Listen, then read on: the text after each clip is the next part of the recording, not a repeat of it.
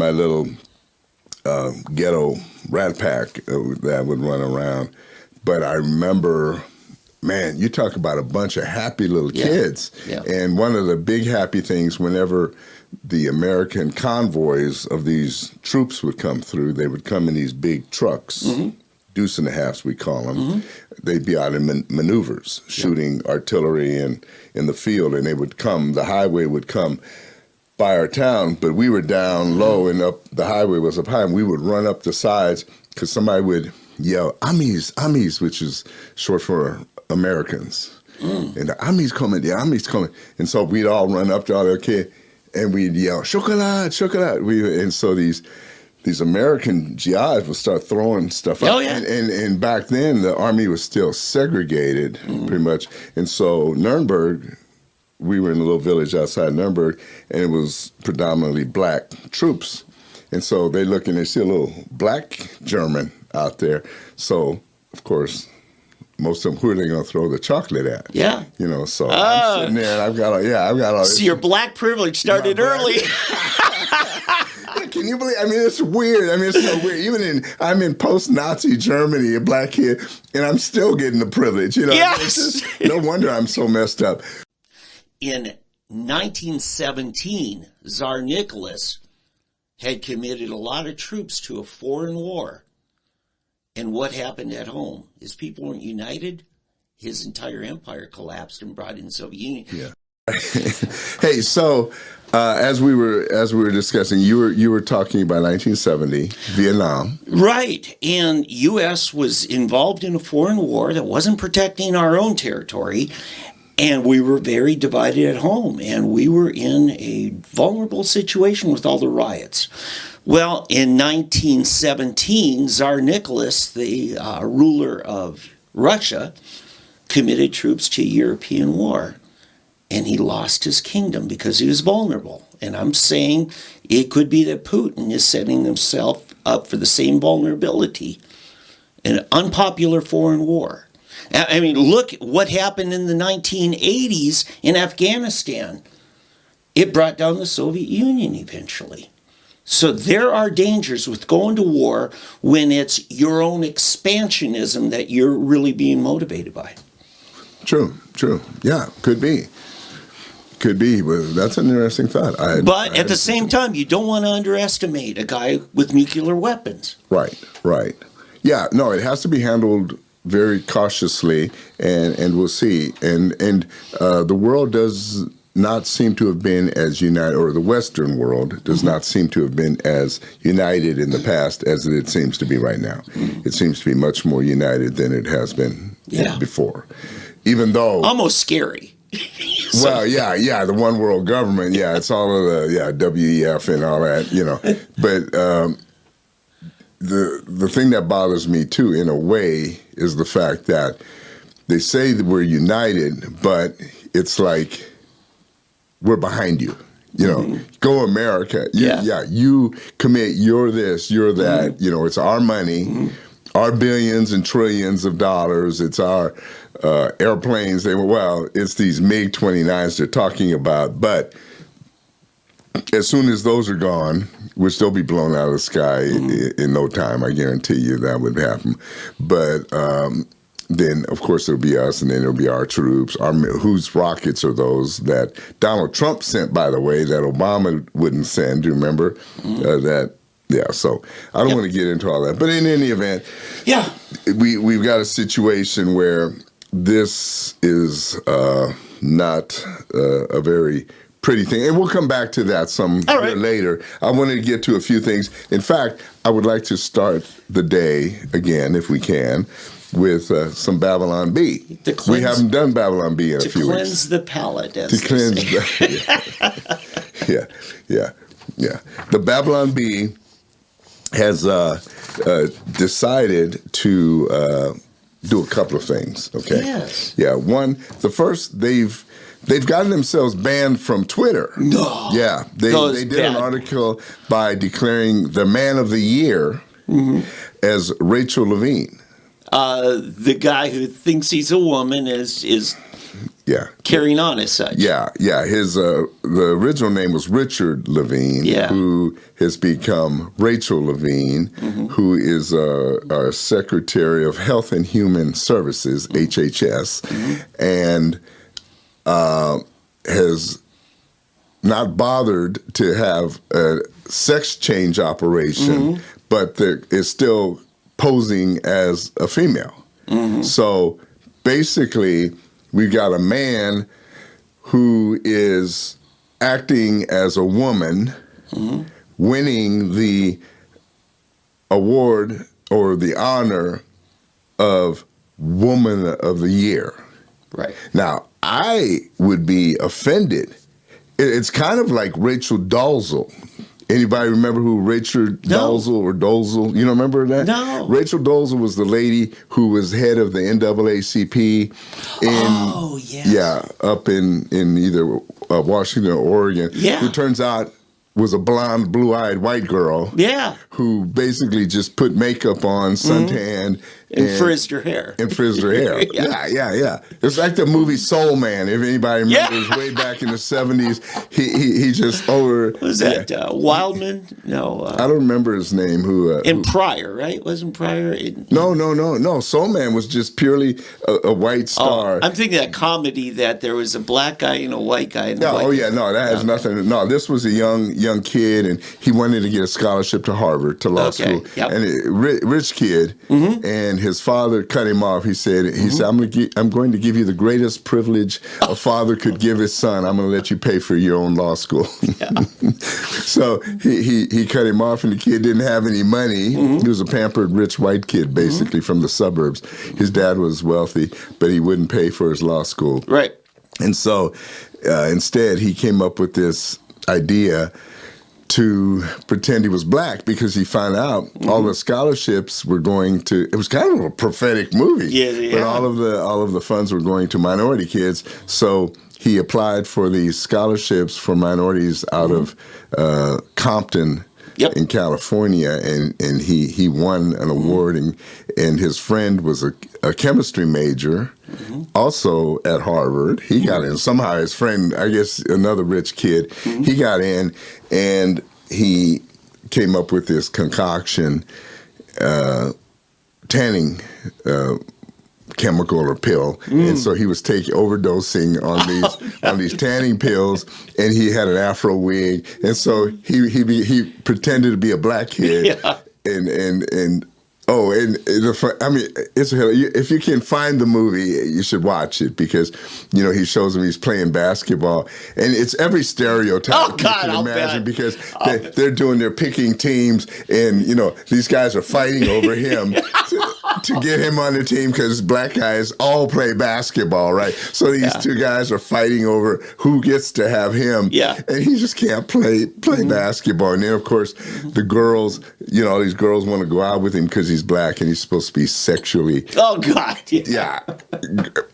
and then at the end when it's finally revealed he's not black, then the guys who he played basketball with, they say, "Oh, no wonder." And then and then this girl, you say, "Oh, no wonder." It's kind of a slam too. But then he ends up falling in love with this black girl in the movie, and he stole her scholarship. She would have gotten a scholarship, and he ends up meeting her in the cafeteria. She's working in a cafeteria. She has to work her way through school because he stole the scholarship. Anyway, what's the name of that movie again? Soul Man. Soul Man. Gotta see it. Yeah, you gotta see it. It's a great movie. Yeah. Classic. But that's kind of what this reminds me of. Richard Levine, dressed as a woman, an unattractive one at that. Anyway, so Rachel becomes this female and ends up winning the award of Woman of the Year. Can you imagine? I think it was USA Today's Woman of the Year. It was either USA Today or Time Magazine, one of the two. So he becomes the Woman of the Year. And so Babylon Bee makes it Man of the Year for becoming Woman of the Year.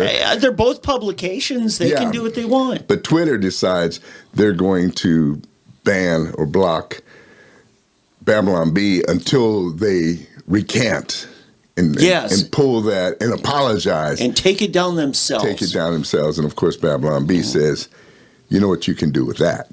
They ain't happening. So they refused to do it, which to their credit, they didn't do. But anyway, so that is so funny. But Levine is the U.S. Assistant Secretary for Health for the United States Department of HHS, where he serves proudly as the first man in that position to dress like a Western cultural stereotype of a woman. He's also an admiral in the U.S. Public Health Service Commission Corps. What a boss, as they say. Rachel originally named Richard Levine, but changed it to Rachel for some strange reason a few years ago. Who cares? Who says a dude as accomplished as this can't be named Rachel? The king doesn't care what people think about him. He often wears a dress, which some people think is weird, but he doesn't care one bit. Come on. Men in India wear dress-type garments, don't they? Rachel's message is to be true to yourself, and we couldn't agree more. The man is breaking barriers and showing us all the true meaning of courage. We applaud this precious and perfectly made child of God for all his accomplishments and hope he stays true to who God made him to be, which is a man. So, and I have to say, a person can pick whatever name they want for whatever reason. I have no problem with that. Right. But they're not going to get to pick their own pronouns with me. Yeah. Well, yeah, and honestly, I really get upset with him in this next story as well of what they're doing to women. And I'm not upset, but I'm shocked that women aren't more offended, that women aren't rising up as Black community did. Yeah, he robbed somebody else of being Woman of the Year. It's funny, too. All of these posers, all these imposters, they seem to like the name Rachel. No. You got Rachel Levine, Rachel Dolezal. Yes. That's kind of interesting, isn't it? They're named Rachel. So Rachel seems to be the preferred name of posers. So at least Black people had enough courage to stand up and say, this ain't happening. By the way, Rachel Dolezal became the president of the NAACP. I think the local one. Yeah, the local, but still. So... Yeah, so I don't have a problem with somebody picking whatever name because, hey, listen, remember Johnny Cash talking about A Boy Named Sue? Remember that was a famous song? You know, hey, sometimes you were born with that name. And you can be an effeminate man if you want. I mean, that's how you cavort.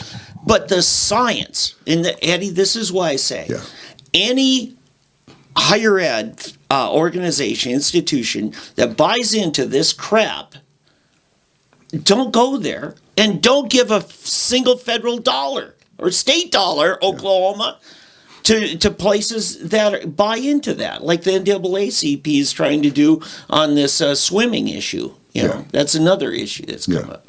You mean the NCAA? Yeah. You said NAACP. Did I? Oh, I'm sorry. Yeah, sorry. Okay. So anyway, stay in your lane, bro. Yeah. Hey, at least the NAACP had enough self-respect to tell Rachel Dolezal take a hike. Yeah. Right? Yeah. No mas. Yeah, it's true. Which brings me to another point. Speaking of the NCAA, the national swimming champ, women's swimming champ, is a man. Another one. And the Babylon Bee, again, pointed this out when they say the NCAA swimming champion was caught in possession of performance-enhancing testicles. Oh. I can't believe these guys. Did they get those on the black market or something?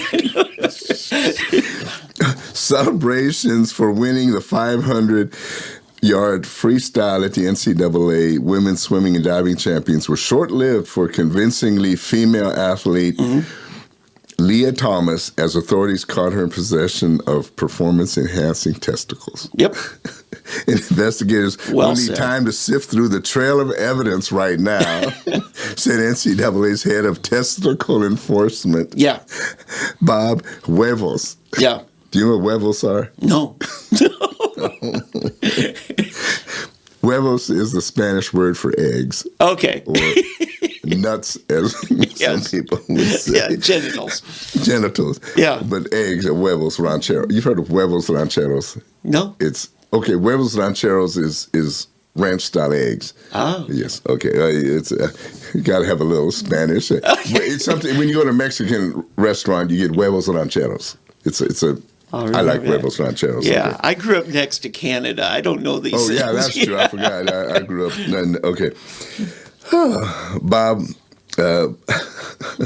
Bob Huevos holding up a jock strap, the device suspected to have been used to conceal the contraband from rigorous testicle protocols.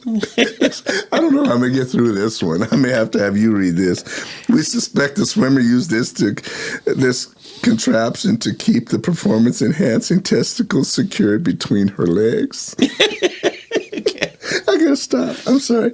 Oh. It goes on to talk about blood tests and stuff. If you get a chance, go to Babylon Bee because I can't finish this one. This one's too fun.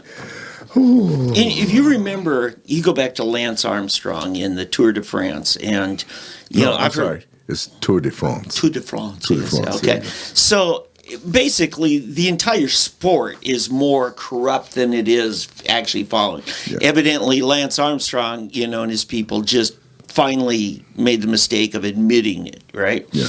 And, my thing is, you ought to be banned for life if you have, consistent positive tests over a short period of time, because male hormones give your body the opportunity to develop in ways you wouldn't otherwise. Well, and if a woman, claiming to be a woman, and she's got, this over time, you ought to be banned for life. Well, here's a problem I have. Okay, Mm-hmm. I remember the Olympics for years and years, and speaking of Ukraine, all of the Ukrainian women, that were kicked off, Russian and Ukrainian, Belarusian athletes, that were banned and had their gold medals taken away because they had performance-enhancing drugs, or testosterone they were using to enhance their performance. And now, all of a sudden, you've got natural performance-enhancing drugs. 20 years of it. Testosterone, which is naturally produced, and the muscles of men instead of women who are performing like men. And, that's okay. You've got the case of the South African runner, I don't know, the 800-meter guy-girl. Yes. I don't know. That was like 6 years ago, 8 years ago. Whenever, last couple of Olympics probably, I think. And just, nothing to see here. And I'm thinking, what is wrong with you people? What is wrong with you people that you don't see a problem with this guy beating these girls running? Yeah. I mean, come on. Now, you're occasionally, very, very rarely, going to come across what's called a hermaphrodite, somebody who's genetically just born that way. And it is so rare, so rare. Right. And I don't know. What are the rules? Yeah. What are the rules? Would a hermaphrodite be allowed to run as a woman? Yeah.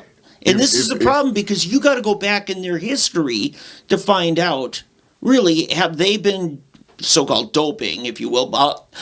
Have their bodies been enhanced by testosterone from, say, ages 10 to 20, and now at 20 years old, they want to say, oh, no, I'm free of all of that. Even if they've had a castration. Yeah.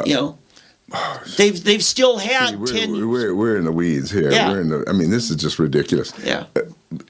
It shouldn't be that hard. We should not have. We shouldn't even have to have this discussion. No. Every kindergartner knows there's a girls' bathroom and the boys' bathroom down at the elementary school, and they all learn it real quick. So maybe the NCAA leadership needs to go back to kindergarten and relearn this basic stuff, because it's about biology, not how effeminate you feel. This is a great opportunity here, Dave, for us to transition into a discussion about the Supreme Court Justice nominee. The question that was asked. Yeah. So it's funny, but it was actually, I don't think our the senator from Tennessee. What's her name? Is it Tennessee? Marsha Blackburn. Is it Tennessee or Kentucky? She's Tennessee. Tennessee. Okay. Yeah, Marsha Blackburn asked the question, can you define a woman? Yeah. And the Supreme Court Justice nominee could not define a woman. Mm-hmm. Are you kidding me? Mm-hmm. You know, and as someone said, all she had to do was look down between her legs and say, well, either you're born with one, an innie or an outie. I mean, that would have been that's mm-hmm. usually what little kids would say. Mm-hmm. Do you have an innie or an outie? You know, okay. and a 5-year-old could generally answer that mm-hmm. question, right? Sure. Do you have breasts? Do you don't have breasts? Sure. Do you this? Do you that? You know, there's so many different answers. XX, XY chromosome. Right. You know, I mean, there are millions, but no, she didn't want to answer. Yeah. Because she didn't want to offend the people on the left, right? Exactly. She did not want to offend that lobby, which is more important to her than the millions of people out there that know what a woman is and what a man is. Yeah. So we are in deep, deep water. Yeah, right it's what she did was contempt of Congress in my book. I agree. I mean, it's something. Now, I could get a kindergartner to give me a better answer than you did. I agree totally. So, anyway, but that's what this reminds me of. Now, here is a story. This is not Babylon Bee, people. This shows how crazy we've gotten in the world. That this story is not a spoof. This is not satire. This is for real. There's a university, Centenary University. Sure. Centenary University, okay? They are now offering their first ever master's degree in happiness studies. First you had African studies, mm-hmm. then you had woman studies, now you have happiness studies. So you can literally get a master's degree in happiness. Wow. A New Jersey university is launching what it called the world's first Master of Arts in Happiness. Man, God. Centenary's program will explore the implications of happiness for individuals, the workplace, and broader society. Okay. According to the college's announcement, it's set to launch virtually in the fall and will cost $17,700. Yeah. It's launching virtually, which means you're not even in a classroom. So you're paying $17,700 to watch videos or watch somebody on screen teach you about being happy and how to make others happy. Wow. Whatever profession you identify, there's a place, a very important place for happiness studies, for the science of well-being. Tal Ben-Shahar, a happiness expert and director of the program, told Fox News. Wow. Can you believe Tal Ben-Shahar, that argues, sounds like a shaman, somebody from India in the Himalayas, you know, who has practiced happiness all his life. University President Bruce Murphy said in his March 18th announcement, this online 30-credit graduate degree is an interdisciplinary program designed for leaders who are committed to personal, interpersonal, organizational, and societal happiness. Grounded in science and research, this new degree will study happiness and resilience to prepare graduates to make an impact in a wide range of fields. So no matter what you do, no matter where you are, you can be happy. You know, actually, all they really need to do is listen to Bobby McFerrin. Right? Don't worry, be happy. I mean, really, seriously, you put on a little whatever makes you happy. We were thrilled when Centenary University President Murphy and his colleagues were willing to take a leap, so to speak, and create an academic field out of the fields of happiness, which is sorely needed in our world. Ben-Shahar, who co-founded the Happiness Studies Academy, told it's a happiness studies academy. Yeah. Oh my goodness. This shows where our world is, people. We are out there. Can I give you words of wisdom? The rich are better off than the poor. You know why? Because the rich know that money can't buy you happiness, but the poor still have that hope. Actually, the poor are better off than the rich. I'm sorry. Oh, thank you. I was going to say. The poor are better off than the rich Yeah, because they still have that hope. The money will bring you happiness. Yeah, but apparently the rich haven't gotten the message because the rich are the ones who are going to pay $17,700 Oh, I know it. for. Yeah, some miserable rich kid They must have with a guilt complex. I have to disagree to an extent because when I go to Uganda, okay, I'll go out there and I'll see these kids and they will take coat hangers and they make these little cars out of them with wheels, and the cars probably are about this wide and then this high, and then they take the other coat hangers, and they make them probably about, well, however long a coat hanger is, and then they'll take another one to make a steering wheel, and somehow they can take with the steering wheel, they make it so that the car steers. This little car. That's good engineering. Well, yeah, and then they will run and race each other and have a little track. And so they're running, and then they're on this track, and when they turn, the wheels turn. They have made to where the wheels, I mean, they have axles. I mean, it's so crazy. I'm looking at these kids in the bush of Africa, and they're actually racing, and they make these cars turn by steering the wheel up top. And I say, Formula One guys, step aside. NASCAR, you need to go to Africa and hire some of these kids for, if nothing else, be your crew. Yeah. Because these guys are already fixing and making the wheels, everything is made out of coat hangers. Yeah. And they've got these little cars, and they're actually racing them. And then little girl, I have a photo of the little girl sitting out in just dirt, and she made a doll out of corn cobs. And she has the corn cob for the body, and then she takes the outer husks, and it's dried out, and she made the hair out of that, long blonde hair. It's a funny little black girl with the blonde haired little doll, and then something else for the face and legs and arms, and the little girl's just happy playing with this doll made out of corn cobs and plants and vegetables, and she's just as happy as the girl that you're going to go down. What's that the American doll? American Girl. American Girl dolls, which cost $200 or something like that. I mean, very pricey. It's very pricey. It's crazy stuff, but it just shows happiness is what you make of it.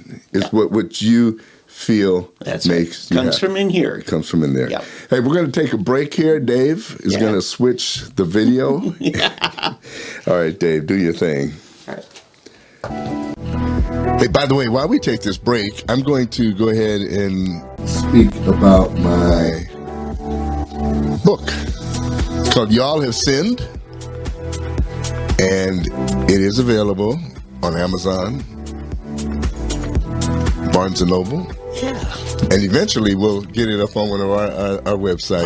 I hope we do a good review of it, Eddie, you and me. Yeah. As a project. So look for it. If you'll go to freshblackcoffee at gmail.com, freshblackcoffee@gmail.com, give us your address and everything. We'll keep you abreast of everything, okay? Anyway, in the meantime, we'll get back to the show. I'm sorry, I had us muted. Okay.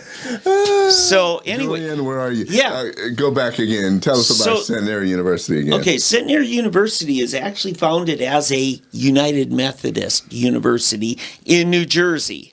Now, the United Methodist Church is somewhat dissolved, splintered over a lot of these woke issues and genders and, different things, homosexual marriage and stuff. And here in Oklahoma and Texas, people like Southern Methodist in Dallas, maybe going one way. But I think this bunch in New Jersey is obviously going another way. And they'll probably have to restructure. Where are we getting our funding from? And so they're going to go full bore woke to try to endear themselves to the woke crowd on the East Coast. That's my theory. Yeah. Yeah, but I mean, this even is going a step farther. This is like almost ridiculous. I mean, seriously, it's just kind of weird to me that a whole curriculum Yeah. for happiness studies. Just read the book of Philippians. Paul says, I've had much and I've had want, and I've learned wherever I'm at to be content. Yeah. That's the key, contentment in Christ. Yeah. Yeah. Yeah. I mean, happiness. I don't know if I've ever told this story here, but when I was little, I was born in post-war Germany, post-World War II. And I recall that, we lived in, they call them barracks. Did I ever tell you? I talked about this, didn't I? It was a long row building made with plywood. It was a plywood building. The outer walls. That's one of the old ones. Oh yeah. It was plywood outside, and the room was probably 8 feet by, maybe it was 10 feet by 8 feet. I think that's what it was like. One room had a potbelly stove, a sink, and that was it. And it was just me and my mother. Yeah. And it had a window, and the window had cracks in it.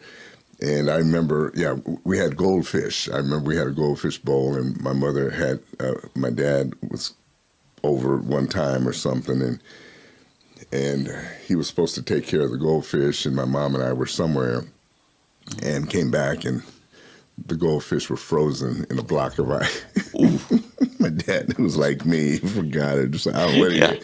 He didn't leave the stove on or something. It was frozen fish. But it's funny, the things you remember. But anyway, I heard this on Pat Campbell's show back in the day.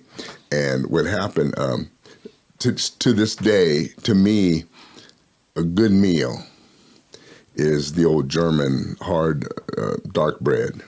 Not pumpernickel, but just a good German hard dark bread with butter, sliced radishes, and what you do, you take the radishes and you put salt on them, and they sweat. I don't know if you ever knew. If you ever get a chance, Grew up on radishes slice them, and then you put salt on them, and you let them sit for 5-10 minutes, and all of a sudden, next thing you know, it liquefies. It's just a puddle of salty water and radishes. Anyway, but we would do it and that was a good meal. Wow. Cream of wheat. That's what we would eat. Meat, I didn't know what meat was. We didn't eat meat or anything. Anyway, but in my book, I talk about this. I call it the barrack Brat Pack. I can't remember what I call it. There's a name for us. But a bunch of these little kids, and I was the only black one that happened to live in this set of barracks. But I didn't know I was black. I just knew I was one of these kids. Yeah. And we were all post-World War II little, almost refugee kids, Yeah. Everybody was poor. Nobody's parents had anything because Germany was devastated at the time. We were post-World War II. And so all these little kids ran together. Yeah, and your dad's an enlisted man, right? Or he re-upped it, and they didn't. You think they pay as bad now? Well, no. My parents weren't even married. Okay. No, my parents weren't even. My dad was really not in the picture. My mom would see him on weekends or something. And she worked in a factory. She was a factory worker. Right. And in fact, he was in America for 2.5 years of my life. He got shipped back to the States, so it was just me and my mom. My grandmother took care of me most time during the week, and on weekends I would stay with my mom. But anyway, but me and my little ghetto rat pack that would run around.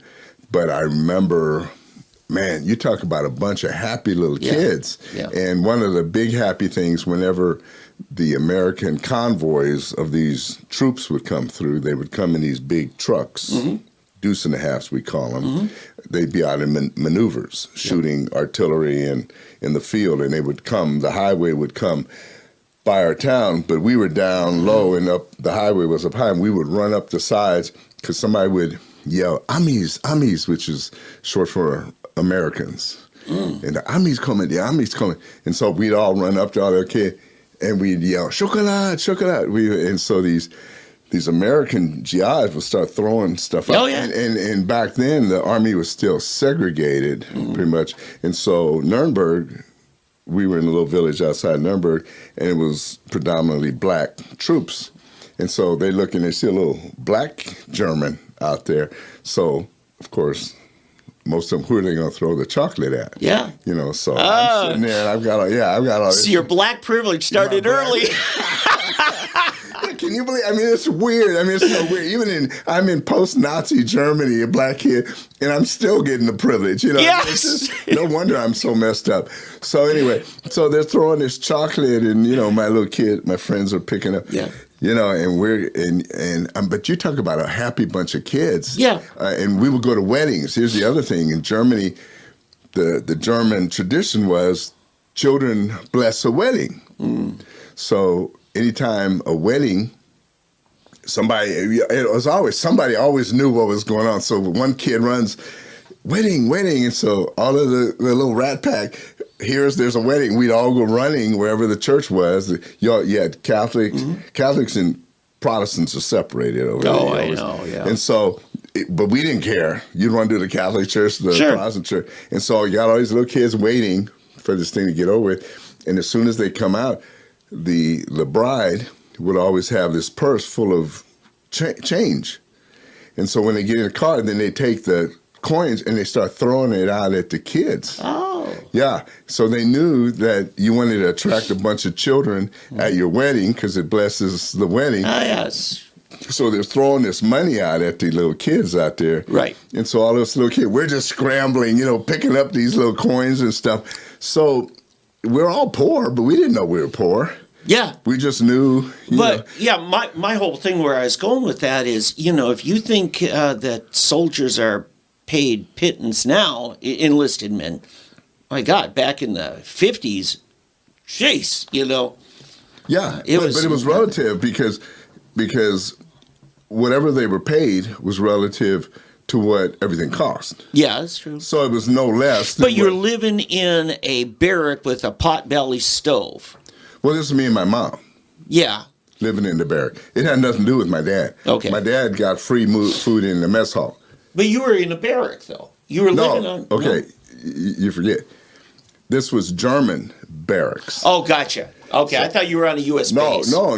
This is a little German village. Gotcha. They call them barracks. This were the Germans. There was public housing. It was kind of like, what do you call them today? The projects. So the Nazis built your house, is what you're saying. No. This was the Germans after the war. Okay. That it was like the Marshall Plan, whatever they did. Gotcha, Reconstruction. Yeah, yes. the Reconstruction. And then, they would ration, like my mom would have to go down, they'd ration out butter. Yes. Like butter was a commodity. Oh, You yes. get your butter. Yeah. You could only get so much butter. You could get so much Well, this, and that so was much the case here in the America before the food stamp program started in the early 70s. Because I come from a very limited means family. Mm-hmm. We'd go down to the courthouse basement and get commodities once a month. Mm-hmm. It's canned good. Now, that canned beef, you couldn't beat that. Some of that stuff. But the powdered milk, the dehydrated eggs, gag me. It just, sort of. Yeah. Yeah. But it gets back to the point of what we had. It was good. Yes. We loved it, Yeah. And and that's why I said that butter, was rationed butter. Yeah.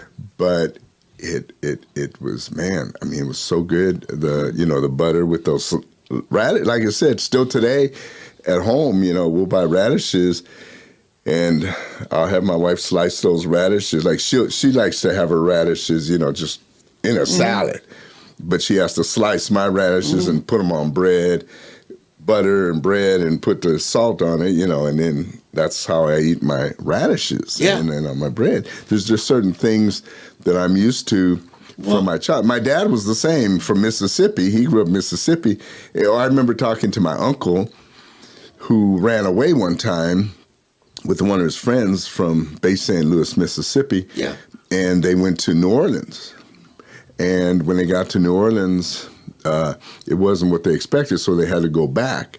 And they were hopping trains, and he was like 13 or 14, and they stayed in some farmer's place, and they were scared. They thought the farmer was going to hurt them, but he didn't. And he saw that they were just almost starving. And he gave them because they'd been gone like 4 days and they hadn't eaten.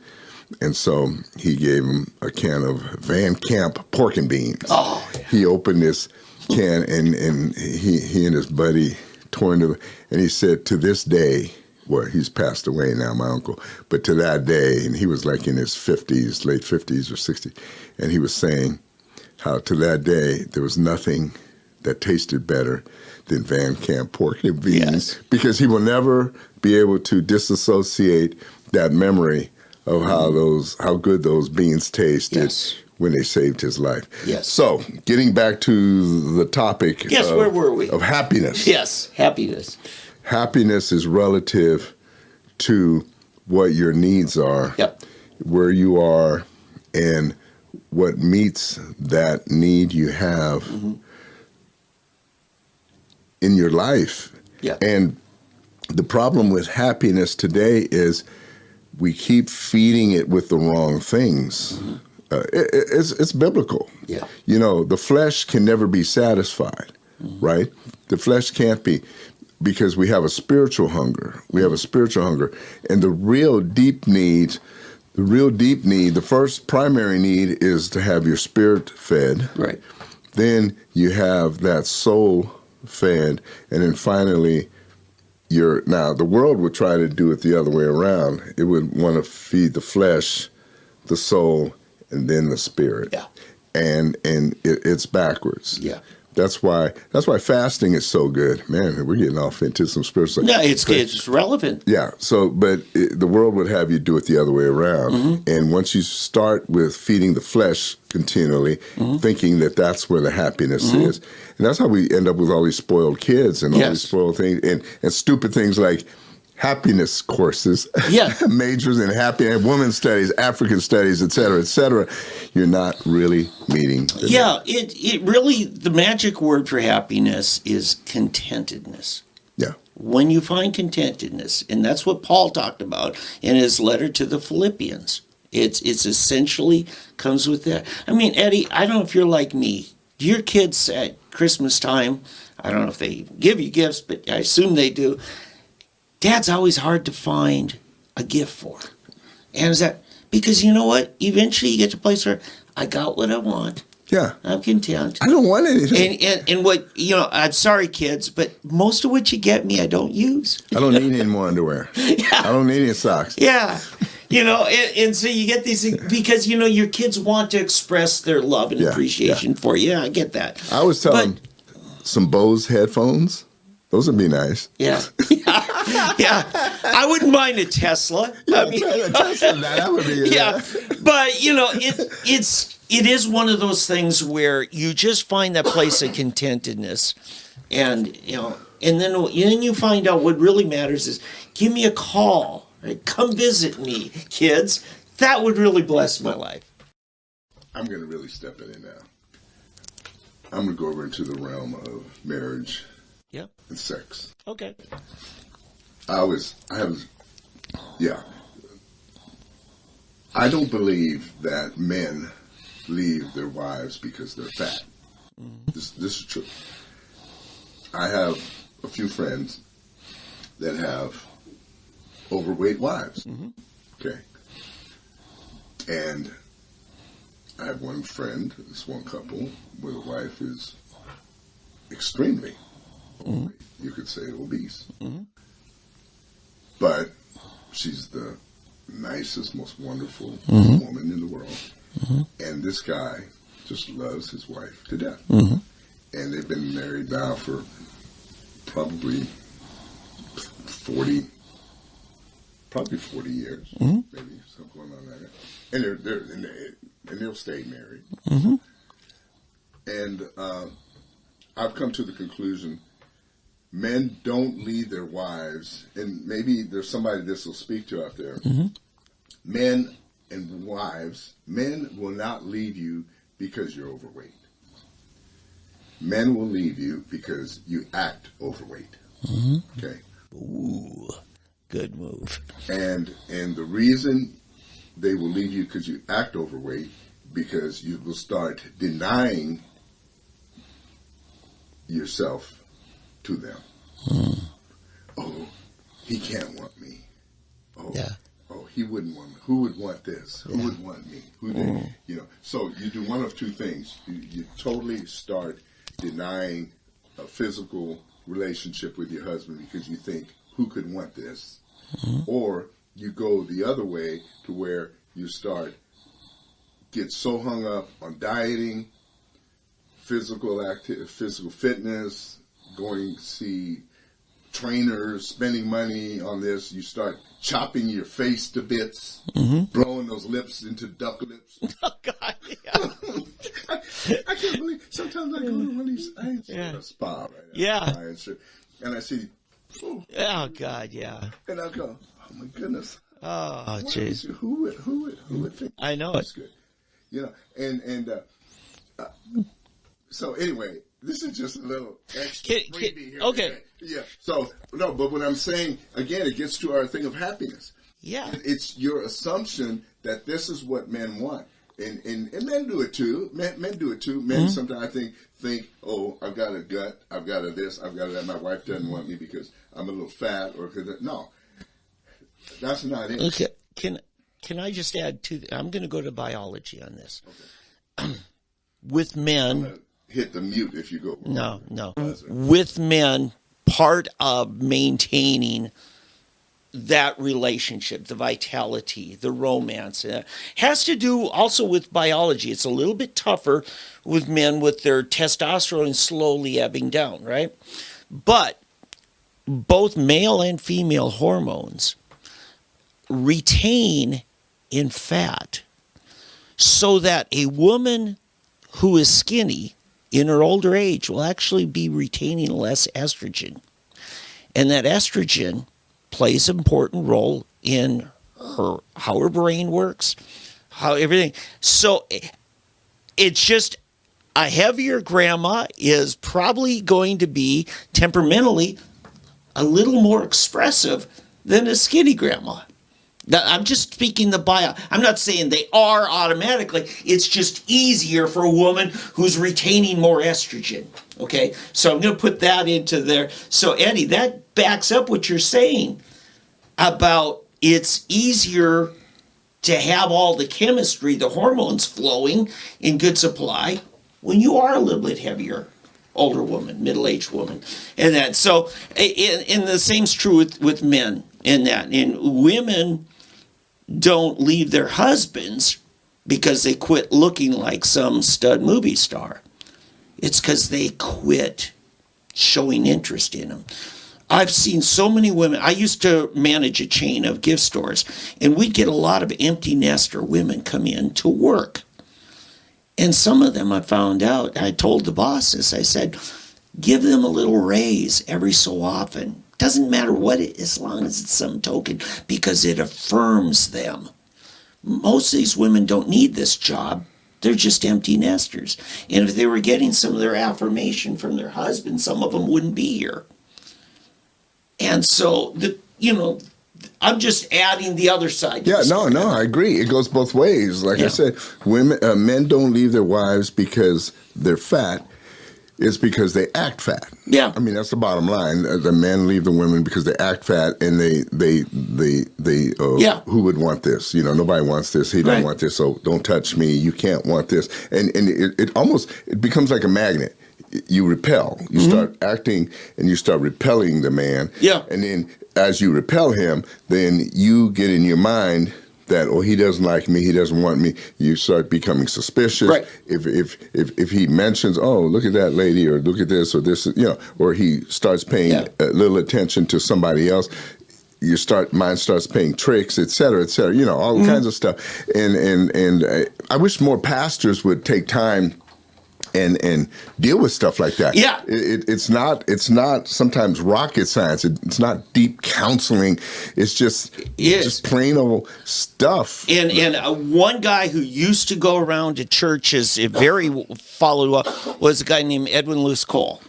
Ed Cole. Ed Cole And I remember one time I was attending Church on the Move up here, and he came to speak, and he told it like this. And Eddie, I'll be quick, but you'll love this. He says, an older fellow was starting to kind of really slow down, and mentally just kind of not there, wasn't as sharp, didn't have the energy. And his wife said, you know, Tom, you haven't been to see a doctor in years.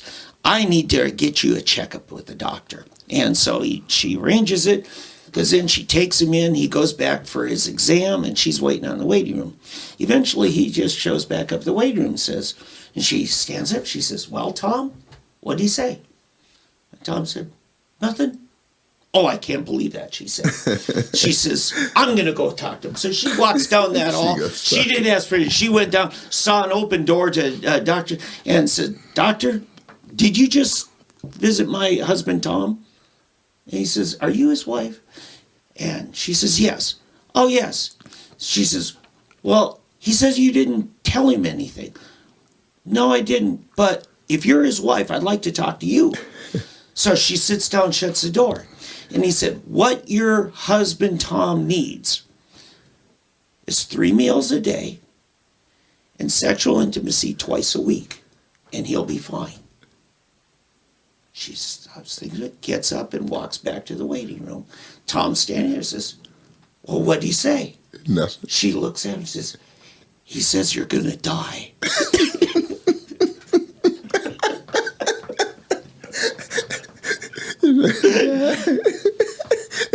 In other words, she isn't going to give him his 3 meals. Ed Cole told that from the pulpit at Church on the Move. And you're going to die. But there's a lot of truth to that, isn't there, Eddie? Yeah. Oh, that's too funny. Yeah, you that's just, good. you know. Yeah, so happiness comes with contentedness. Yeah. And sometimes you're the key to contentedness in your loved one's life. Hey, I want to move on to something here that let's go ahead and take another break. Okay. Because this may take a little longer. Sure. And so we'll go ahead and take a break. We'll be back right after this. Okay. Yep. I'm Jeff Davis with Just a Thought. From the world hindquarters of dubious information, it's Fake News Friday. Despite fake news, a $1.5 trillion bill passed in Congress doesn't increase Congress members' salaries, just salaries of staff members. Pictures of 2 Ukrainian women injured after a Russian attack said to be fake were real. One of the women died. Be kind, people. Videos of Ukraine's Zelensky and Russia's Putin saying the war is over are clever, deep fakes. A Russian story that 3 American soldiers have been killed fighting in Ukraine is fake. All 3 men are safe in Tennessee. A story online that a black man is the first to cure deafness is a story from several years ago. It's not new. The story's true. It's just a fake claim that it just happened. Salon.com ran a headline, quote, Republicans blame Democrats for crime, but new data shows higher murder rates in red states, unquote. Nice try, Salon. Murders are only 1.6% of the crimes, which are higher in blue states. A report of a 16-mile-wide comet headed toward Earth is fake news. Just a thought. I'm Jeff Davis.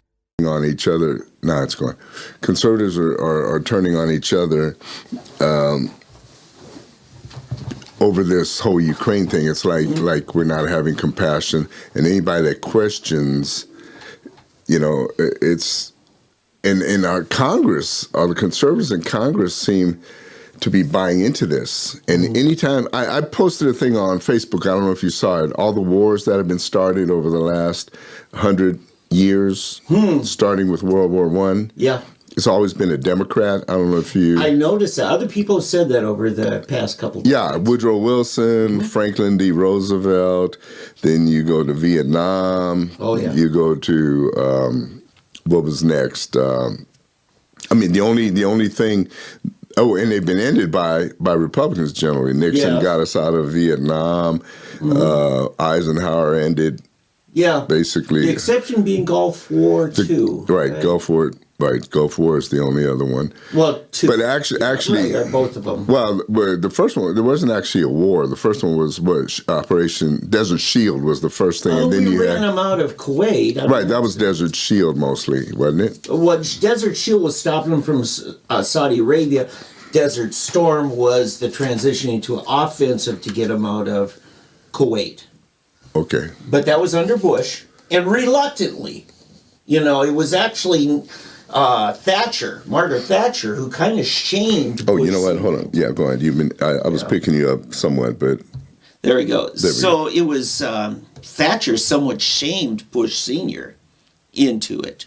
And the transition from defensive to protecting Saudi Arabia to offensive protecting Kuwait is where you turn to Desert Storm. Desert Storm 2 was in any event, it was Bush. Yeah, yeah. We the did, two Bush presidents, with the one exception. Right. Yeah, but other than that, it's been Democrats every time. Right. At least the world wars have all been Democrats. But the Republicans seem to be willing accomplices in getting us into this conflict. Yeah. And it kind of worries me. I mean, I don't know. I don't think we should be there. I don't think we should be headed towards World War whatever 3, I guess it would be 2.5 or whatever we want to call this. It kind of concerns me if that's where we're wanting to head. But anyway, Tucker Carlson, Laura Logan, and more people are starting to speak up, I think, to the fact that there's a problem. Yeah. There's a problem that is occurring, and we need to address that. But the factions.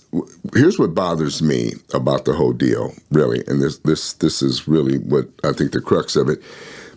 The Europeans don't seem to be doing what they need to be doing, and I keep getting to arguments on this on Facebook with people. As I said, a lot of my former fellow Youth with a Mission missionaries that I was with,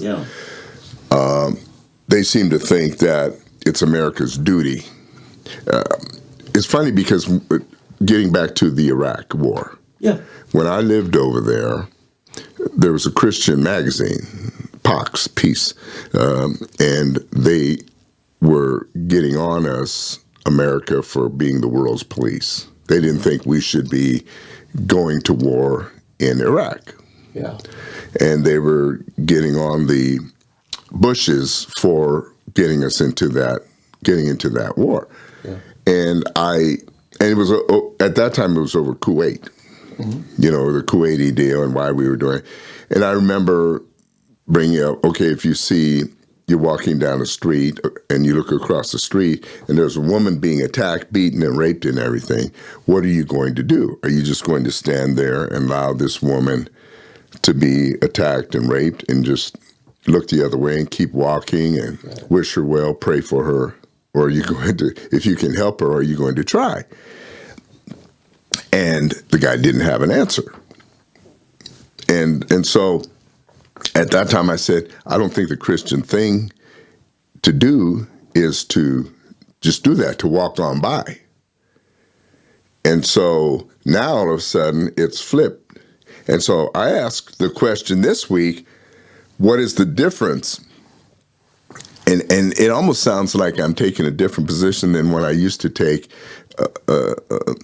almost a racial thing. Is the difference because now we're talking about white Europeans? It's kind of weird, isn't it? Yeah. It almost seems like that, doesn't it? It's not. That's really not but... Yeah, wasn't that the Joy Reid position a couple weeks ago? I think you're right. Yeah. I think so. But maybe does Joy have a point? Does Joy have a point? Are we more concerned now because all of a sudden this is where most of America's descendants come from? Mm-hmm. I mean, I could take that position because half of my descendants come from Germany, right? Right. And I don't have anybody from Iraq. I mean, if I was going to get upset, I'd be worried about the Africans, right? So I don't really have a dog in this fight. But yet, why are we so worried? Why would we leave the Afghanis, the women there, to be beaten, raped, the men killed, and so forth, all of these people, and all of a sudden now, because it's Ukraine, we've got to do something. Yeah. Same people who didn't care that we left Afghanistan. I think what inevitably becomes the question is, first of all, can we do something? Right. And at our founding, there wasn't much we could do. We couldn't even keep the pirates off of the Atlantic Ocean. And Jefferson had his hands full with that. But now, because we can essentially be the world's police, now, should we? And just because we can doesn't mean we should. Right. And that's the problem most politicians have a hard time with. I agree. They want to be whatever is needed to fix a problem. Doesn't matter whether it's our problem or not. No, I agree with that, Dave. That's exactly right. And to me, there's so many weird things taking place over there that I don't know. I'm just suspicious. And see, I don't just listen to Sean Hannity, Mark Levin. I don't just listen to Newsmax. Mm-hmm. I rarely listen to CNN, MSNBC, NBC, ABC, CBS, all of those. I read almost all of the different. I read the Daily Caller. I'll read Breitbart. Yeah. I try to read everything I can. I want to look at everything from every side. Yeah. And then, of course, I get all this stuff sent me by all these people. You probably do too. Mm-hmm. And I read all of these. I mean, that's what I do almost all day long. I do my insurance business, but I spend almost half of my days reading everything that's sent to me, listening, watching videos. Sure. So it's not like I'm ignorant of what all's going on. And I try to digest all this and try to weed out, and there's a lot of garbage out there. Mm-hmm. But after a while, I see things and I say, wait a minute, there's got to be some truth to some of this. Mm-hmm. It can't all be garbage, right? Mm-hmm. I mean, some of this has to be real. And as I look deep into it, for example, earlier in the week, Tucker, in fact, I think it started last week, Tucker talked about these biolabs in Ukraine, right? Yes, that we weren't supposed to know about. Right, that we're not supposed to know about. And all of a sudden, he was attacked. Mm-hmm. Russian disinformation, right? It's always Russian disinformation. They've been on the Russian case for years, ever since the classic ad hominem. Right. Yeah, it's Russia. We discredit you because we're afraid of what you're saying might have some power. So we're going to discredit you. Right. It's become Russia.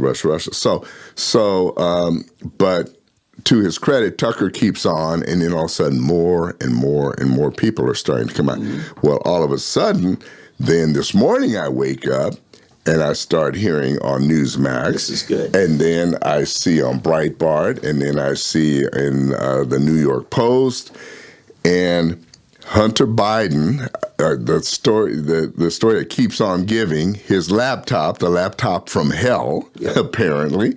Hunter Biden helped secure funds for U.S. biolab contractor in Ukraine. It's in his emails. First, Russia, they must be reading his emails now. Some kind of way they have these emails. Russia asserted that President Biden's son Hunter was financing biological laboratories in Ukraine, and apparently it's based in truth, according to emails reviewed by the New York Post. A trove of emails on Hunter Biden's infamous laptop, the existence of which was exclusively reported by the Post in October of 2020, found that he played a role in helping a California defense contractor analyze killer diseases and bioweapons in Ukraine. Moscow had claimed that secret American biological warfare labs in Ukraine were a justification for its unprovoked invasion of Ukraine last month. It doubled down on that accusation Thursday, claiming the labs produced biochemical weapons at the Biden family's behest. Now, as we used to say, speaking of reading the Christian teaching, excuse me, sometimes you have to chew the meat and spit out the bones. Mm-hmm. Well, so I don't buy everything Russia says, okay? Yeah. Just like I don't buy everything MSNBC says. Yep. Very little, in fact. But sometimes I think they tell the truth. Yeah. But so an investment fund run by Biden's son Hunter funded research and the implementation of the United States military biological program. It's obvious that Joe Biden, as his father and the head of state, was aware of that activity. And this is from Vyacheslav Volodin, who is a Russian head of state media. Okay, so you have to take everything that he's saying with kind of a grain of salt because it could be propaganda. But U.S. intelligence officials had earlier dismissed Russia's messaging as war propaganda. However, Russia's new claim that the First Son's investment fund was involved in raising money for biolab projects in Ukraine was accurate, according to the emails. Mm-hmm. And it involved Hunter Biden's dealings, first obtained by the Post, initially reported in the Daily Mail. So the Daily Mail, a UK publication, also has these and has reported it. So basically what's happened here, the U.S. government, along with Hunter Biden, gave money to fund these biolabs. And this was back in 2014 when Daddy Biden, Papa Joe, was vice president. So you've got Joe getting government money to fund these biolabs in the Ukraine, and Hunter getting private money invested in these biolabs as well. I mean, this stuff, it just keeps going. It's just crazy. And at the same time, you've got people attacking Tucker Carlson, Laura Logan, and others, who Laura Logan's whole job is an investigative reporter. She's probably the only reporter that's actually doing the investigating. Yeah. I mean, they're not doing any investigating. All they're doing is parroting whatever they get over the teletype. It used to be, I don't know what they send out these days, but whatever speaking of propaganda, you know, they want to talk about Russian propaganda. Mm-hmm. We have propaganda too. Yeah. And it's being sent out by the White House and that every day. It's ridiculous. I mean, I can't trust any of these people Governments do propaganda. You know, nothing new. I do want to say, back to whether we should get involved more. I can't hear myself anymore. Oh, I'm sorry. But anyway, is whether or not we should, there we go, be involved in this. Remember when Charlie Wilson's war, was when we were taking money covertly to run the Russians out of Afghanistan. What did we do? We created a vacuum, and the Mujahideen was eventually overthrown by the Taliban. Sometimes better the devil you know than the devil you don't know. And so this is our problem. Okay, we're going to run out Saddam Hussein. Well, who's going to come in his place? You know, sometimes you create more problems than you fix. And this is our problem with being the world's policeman. And it was one of the reasons why when George Washington, in his farewell address, he said, be careful to stay out of the wars of Europe. Because you have to look at who's benefiting from this. If we go along with this European narrative of we got to stop Russia, now who are you helping by that? And so you always have to be careful. Sometimes it's better for you to just say, you know what, we're going to sit this out. No, I totally agree. We definitely need to do that, and we're not doing it. And I don't know why, but there's something weird is going on here. Yeah, there's something people want in Ukraine. My wife was asking me about this, and I'll tell you what I think is going on. I think it's access to the Black Sea and the Caspian Sea, the Mediterranean, that access. Because if we control that whole Black Sea, Caspian Sea area, it gives us access over the whole, we're basically close to China. We're right off of Pakistan, India, and right over Iran. So it's a very strategic area. And also we can block, at that point, you block Russia from access to the Middle East, getting down into the Mediterranean. Yeah. You have to, the stakes are very high when you do a blockade, because we did that in the Java Sea in 1941. No, and we had Pearl yeah, Harbor. no, I understand they're high, but at the same time, what I'm saying is, it gives us that access. Yeah. And all of a sudden, I mean, look at us. We did not want and do not want. Just imagine again if we had a new Cuban Missile Crisis. If all of a sudden we find the Russians say, "Oh, you want to do it? Okay, we're going to move our missiles to Cuba. Yeah. We're gonna have Russian ships, Russian troops, Russian everything bases in Cuba." Mm-hmm. We went through this once. We didn't want it. Mm-hmm. We forbade them to do it. They want to be in Venezuela. We freak out. Every time something like that happens, we freak out, right? Mm-hmm. China right now is doing it. Right. All of a sudden, now China is too big. China has the same control over us as Russia has over Europe. Mm-hmm. We just won't do anything about it because of the Biden's connections in China, right? Yeah. And all of our money, all of the money invested in China, we won't do anything about China and all the control they're taking over South America, just like Russia's doing in Europe with their gas pipeline. Because if they cut off the energy, Europe's screwed. Yeah. Western Europe is screwed because of their gas, their oil, all of that. And now, why Ukraine is so important, because that's where they get all of their wheat and all of their agriculture from. Mm-hmm. They've just killed themselves. I mean,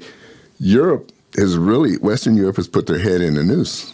Mm-hmm. And Russia's control. It's almost like a leash, here, go left, go right, that's what this is about. Yeah, and that's the one thing that I hope we get out of this situation with Ukraine is that we demonstrate that Western oil is far more reliable than Russian oil.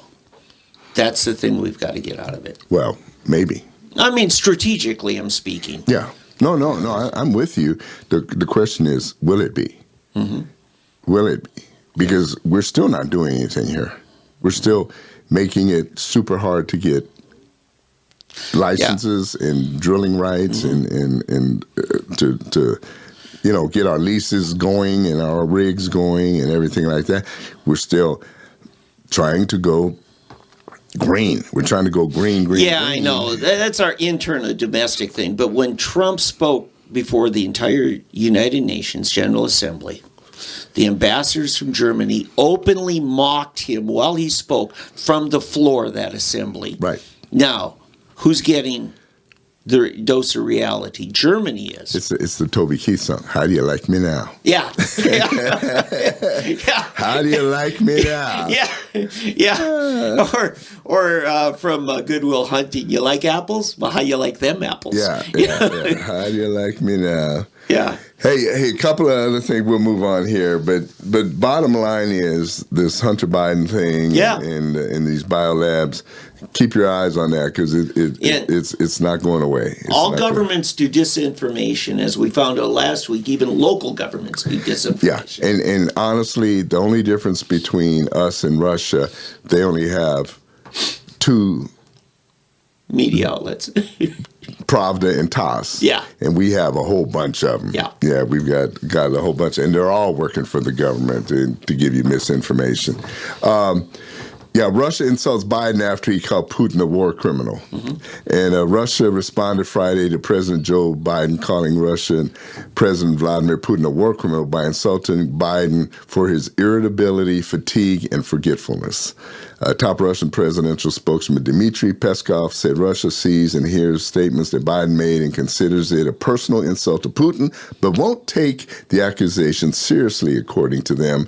Bearing in mind Mr. Biden's irritability, fatigue, and forgetfulness, which eventually results in aggressive statements, we will possibly prefer to refrain from making any strong comments as not to trigger more aggression.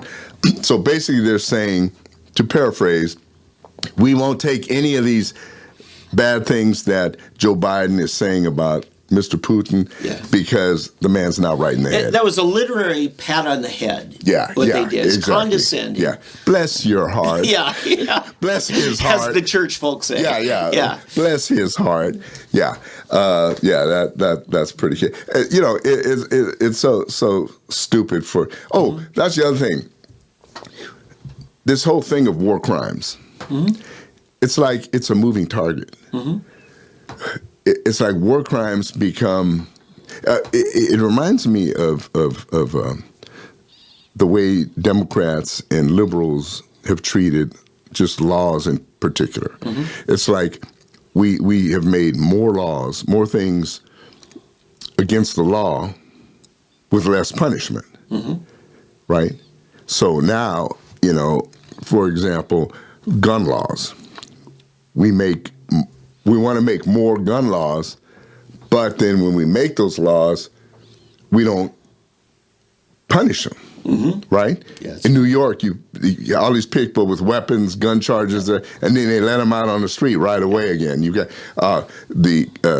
whatever Kanji Jackson, this lady who's running for the Supreme Court, pedophiles, these people with pedophile charges, she gives sentences which are way below the minimum.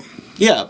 And then she tries to say, oh, we don't want to, somebody stumbles on these and spends an hour, 2 hours on there, and you're going to put them away for years. I mean, it's like we're interpreting the law how we want. And so now it's the same with war crimes.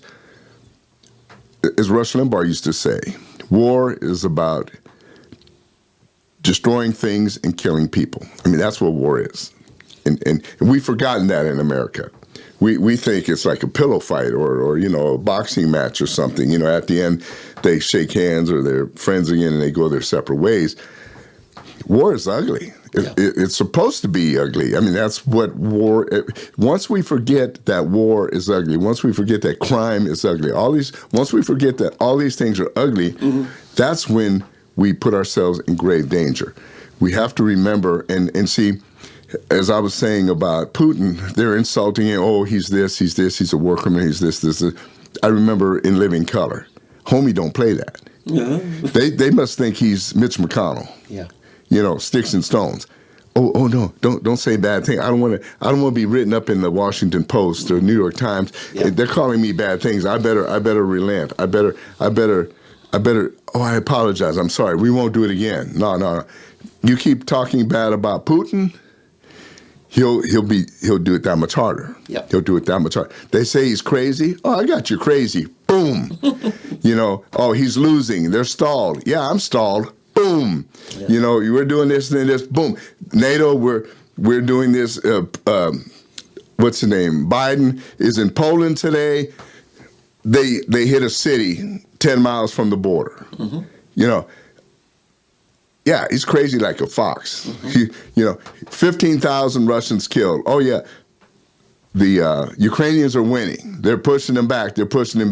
Yeah, all of a sudden, every time I turn around, the red where Russia's taking territory is bigger and bigger and bigger and bigger. It doesn't look like the Ukrainians are winning to me. Yeah. When I see Mariupol, on one hand you hear, oh, the Ukrainians are fighting a valiant fight. They're winning. They're pushing the Russians back. And then all of a sudden I say, oh, this city has fallen. So many. And then again, we talk about how evil they are. And this morning I hear they're letting the people walk out. If they want, they can drive their cars out, but they're stopping them but they're having to stop every 15 kilometers. Well, sure, yeah. They want to check them. They've got checkpoints every 15 miles where they want to be sure they're not sneaking weapons and this out. I mean, what are they supposed to do? Oh, yeah, just go by us, just.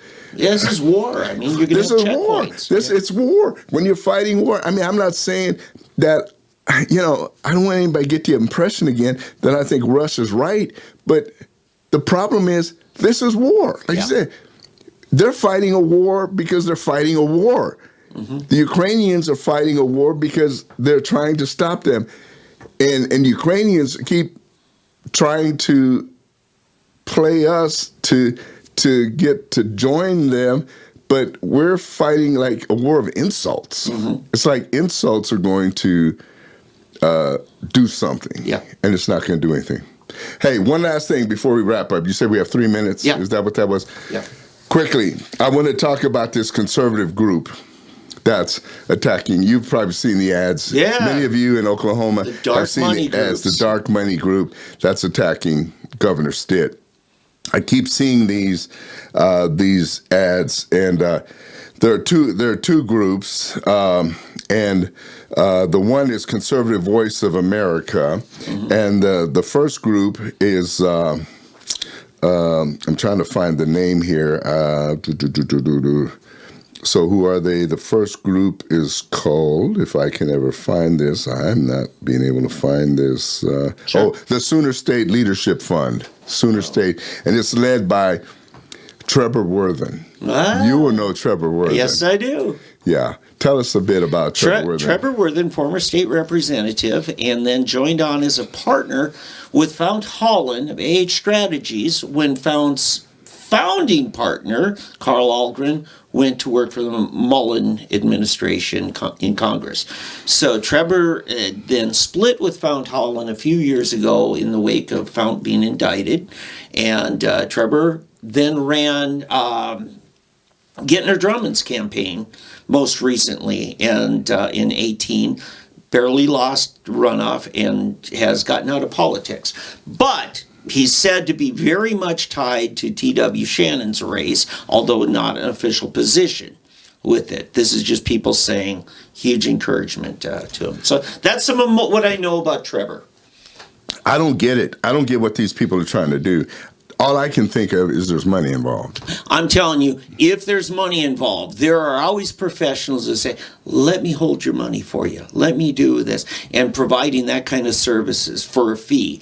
And it could be that Trevor has just stepped up to do that. Right. Or just simply to file the papers, because he does know how to do that professionally. Yeah, I suspect that it's a money grab thing. And the money, I believe, they're not saying who the money is coming from. Yeah. We don't know who it's from. But I can suspect that a big chunk of it is from the tribes. That's exactly what most people They want Governor Stitt out. Because he's hurting them. The casino situation is a big one. The taxation for the casinos, the law of the tribes and the jurisdiction is another one. There's several issues there with the governor and attack, and of course the Democrats want him out as well. So there's a lot of, basically these are known as dark money groups because nobody knows where the money, and there's millions and millions of dollars going in against the governor.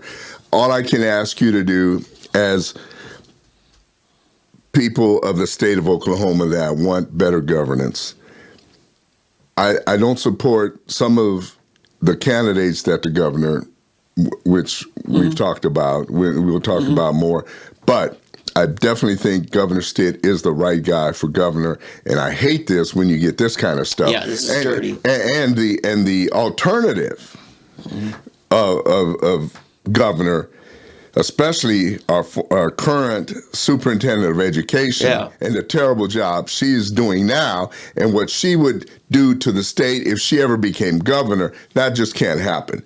So I urge you right now to do whatever you can to tell everybody that this is a sham. This cannot happen. This cannot happen.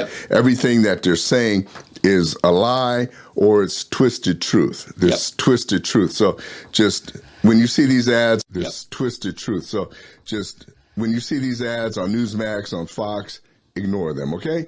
All right, that's going to do it for us today. All right. We're going to go ahead and sign out of here. God bless everybody. Have a great week. Eddie Huff, David Vann. We'll see you.